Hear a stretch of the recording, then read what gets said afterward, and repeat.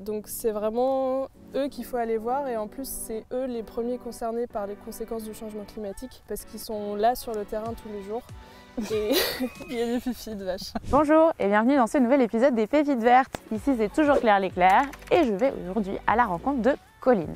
Colline s'apprête à devenir diplômée de l'ESA, l'École supérieure d'agriculture, en étant ingénieur agronome. Aujourd'hui, on est sur une exploitation, l'exploitation de Yann, éleveur bovin laitier, parce que c'est le métier de Colline d'aller à la rencontre des agriculteurs et des agricultrices pour les outiller, les écouter et leur permettre de s'adapter aux problématiques du réchauffement climatique, notamment sur le sujet de la ressource en eau. La première chose sur laquelle j'aimerais revenir avant qu'on présente où tu en es aujourd'hui, c'est revenir un petit peu sur ton parcours. Donc, tu étais au lycée il y a 4 ans à peu près, tu as 22 ans. En terminale S, à l'époque c'était encore des filiales S, ES, L, mais en tout cas un profil scientifique et passionné notamment par la SVT. Et donc tu t'es dit, j'ai envie de continuer à travailler sur le sujet du vivant, du végétal, et c'est là que tu es arrivé à l'ESA.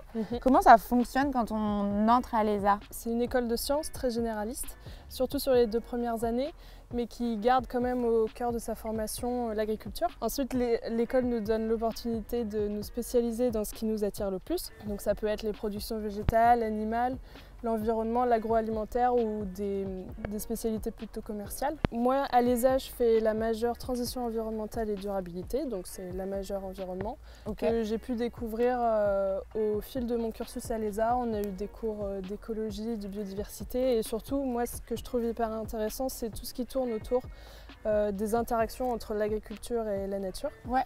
Et donc, j'ai décidé de faire mon alternance à la Confédération paysanne de Loire-Atlantique, donc qui est basée à Nantes. Dans un moment où le changement climatique s'accélère et où l'impact sur forcément les sols et la planète est réel, comment est-ce que toi tu as pu cet été notamment adresser ce sujet-là et trouver des solutions? Moi, à la conf, je suis surtout du coup sur la question de la ressource en eau. J'anime un groupe de paysans sur ce sujet-là. On échange sur les actualités et sur les sujets qu'ils veulent creuser. Donc en ce moment, c'est beaucoup la sécheresse. Parce que le changement climatique entraîne une hausse globale des températures. Et ça pose un réel problème pour les agriculteurs puisque ça impacte leur production.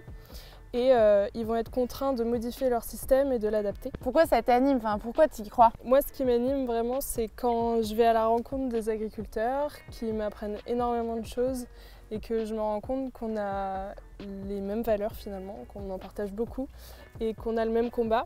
Et je me dis que c'est vraiment vers eux qu'il faut se tourner parce qu'ils ont énormément de choses à nous apprendre. Et ils ont plein de propositions à faire pour améliorer les choses. Donc c'est vraiment eux qu'il faut aller voir et en plus c'est eux les premiers concernés par les conséquences du changement climatique parce qu'ils sont là sur le terrain tous les jours.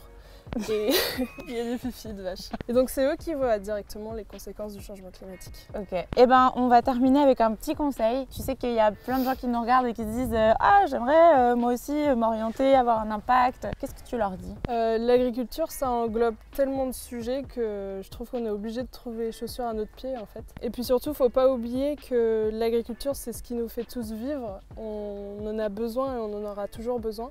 Donc je pense qu'il faut vraiment pas la négliger. Pour trouver des solutions, on ne peut pas être tout seul, il faut se rassembler et ça c'est des valeurs qu'on retrouve dans l'associatif qui sont fondamentales et hyper formatrices aussi. Et il y a beaucoup de progrès à faire dans le secteur, surtout au niveau environnemental. Donc il y a beaucoup de travail. Et ben voilà, c'est le conseil de la fin, il y a du boulot, on a besoin de vous. Vous l'aurez compris, il y a du boulot. Et on a besoin de personnes comme Colline qui vont devenir ingénieurs agronomes pour accompagner et outiller la transition écologique au plus près des agriculteurs et des agricultrices. Mais on a aussi besoin de personnes qui ont envie de se former avec des études plus courtes et c'est des formations qui sont aussi proposées à l'ESA. Donc si vous êtes intéressé par des Bac+2, Bac+3, Bac+5, vous pouvez télécharger l'application de l'ESA et voir qu'est-ce qui pourrait le mieux marcher pour vous orienter dans ces métiers-là.